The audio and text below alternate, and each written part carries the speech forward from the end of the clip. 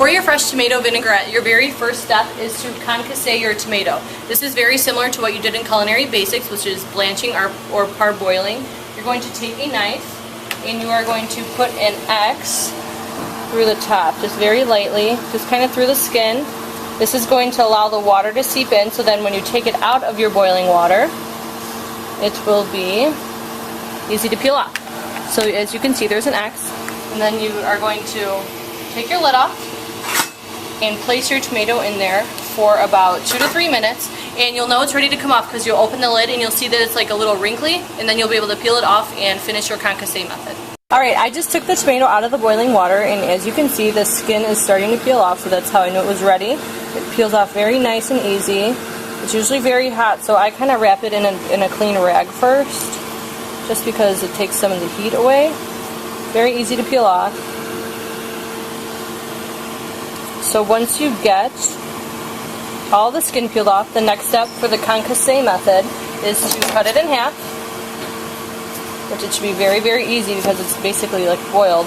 And the next thing you're doing is you need to take all of the insides out. You don't want any of this. So I'm using a measuring spoon and you're taking all of the seeds out. You do not want to eat any of those seeds. You've got to really dig in there. Get all that stuff out. And then once you have all of the seeds out of your side, you could kind of stick your fingers in there, get them all out. You don't want to eat any of those seeds. That's gross. Then you're going to brunoise. So the next step is just kind of slicing into strips and then cutting into squares. After your tomatoes have been concassed, that means boiled or blanched, and then take out all the insides and removing the seeds, you're going to move on to your next ingredients. You're kind of just throwing everything into a bowl. You're going to take your fresh basil and just give it a rough chop. You don't want big pieces in there. That looks good.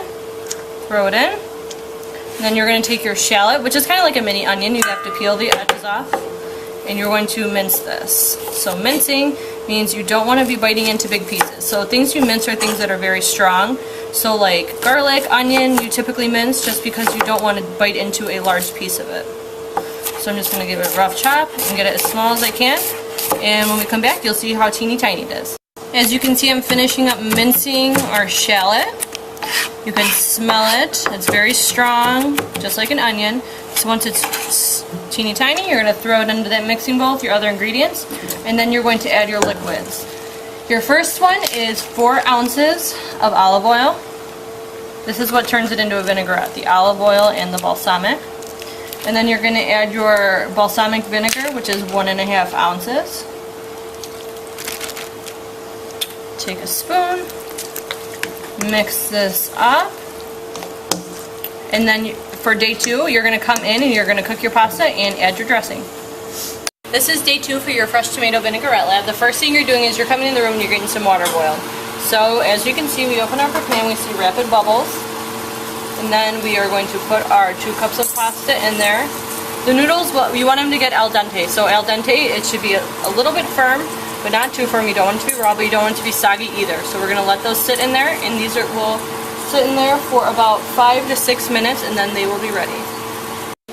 After your noodles have been on here for a few minutes, you kind of test it with a fork, which I already did, and they are nice and al dente. So I'm going to turn off the heat, and then I'm going to walk over to the stove where my strainer or my colander is, and you're just going to dump it out. So there's holes, water goes through, catch your pasta, and then you're going to run cold water over it. You want it to be cool because you're going to serve it immediately with your tomato vinaigrette, and you don't want it to be warm. So after you rinse this off with cold water, your pasta should be easy to handle. You're going to put that into a separate bowl. If you put your sauce in there, it's going to go everywhere because of the holes. So you have it in there, and then you're going to spoon in your tomato vinaigrette. I would add a little bit at a time and then kind of mix it around. Do it to your liking. And this will be graded as a presentation grade, so make sure that you figure out your unique way to present. And that looks about right. Enjoy! So I added all of the sauce in here, and as you can see, it looks pretty good. Everything is evenly coated, so you are ready to eat.